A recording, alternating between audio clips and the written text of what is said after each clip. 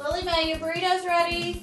Juggling computer screens, laptops, cell phones. This morning, like every morning, technology and food are both on the menu in the home of Cord and Brenda Campbell. I'll grab the iPad and my phone and take it into the kitchen and set them down and fix coffee. All through the day, I'm kind of checking email, Facebook, texting. I have a PC, Apple laptop, plus I have the iPhone. Even 8-year-old Lily is plugged in. When I go onto YouTube, sometimes this is my movie player. You can put music or movies in here. The Campbells are an extreme example of a condition so many of us suffer from, technology overload. How addicted to their gadgets are they? Well, we were talking to Brenda. It causes a lot of information in our house and a lot of calls, so I'm going to ignore that. A recent family vacation to Carmel was hijacked by their snazzy electronics. We all got there, and I was expecting to go to dinner, and we didn't. We ended up having a technology night. We all just sat on a device. My dad, he was having these meetings on the phone while we were at our Carmel trip, and I was like, Dad, you got to stop. It's pretty obvious what this digital addiction does to our family lives, but what, if anything, does it really do to our brains? Do we know whether any of this can create a permanent brain change? I think it's too early to know. I think that it could well be that there are changes that are quite persistent and hard to overcome. At any given moment in time, I'm chatting on IM, I'm using Skype, I've got an IRC window open.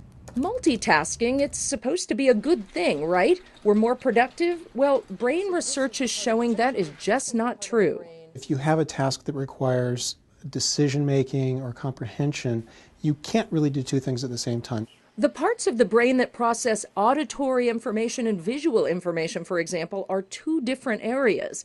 And MRI studies have shown that only one can be dominant at a time. So if you think you can talk on the cell phone and work successfully on the computer at the same time, the research says you're wrong. Connor Campbell discovered that for himself last year when his grades went down. I will sit there in class and look at my phone behind my textbook.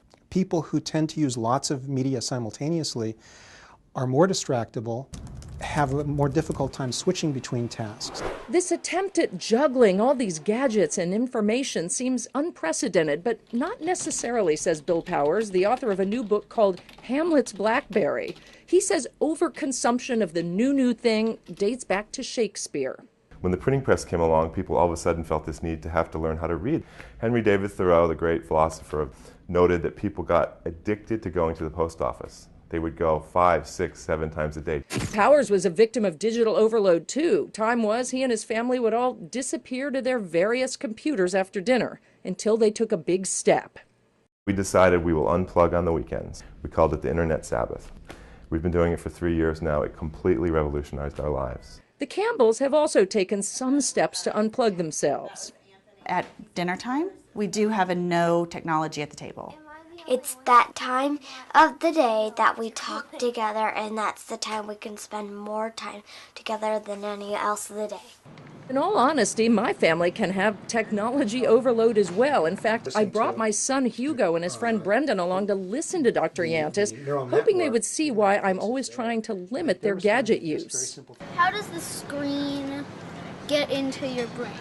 But yikes, they focused on this little factoid buried in the interview. There's plasticity associated with people who become really good at action video games, and those people tend to get better at focusing and better at ignoring distraction. Do you worry whether these things hurt your brain? No, because I am playing an action game, and like you said, these help you focus more. So actually, They got the wrong message. I am helping my brain.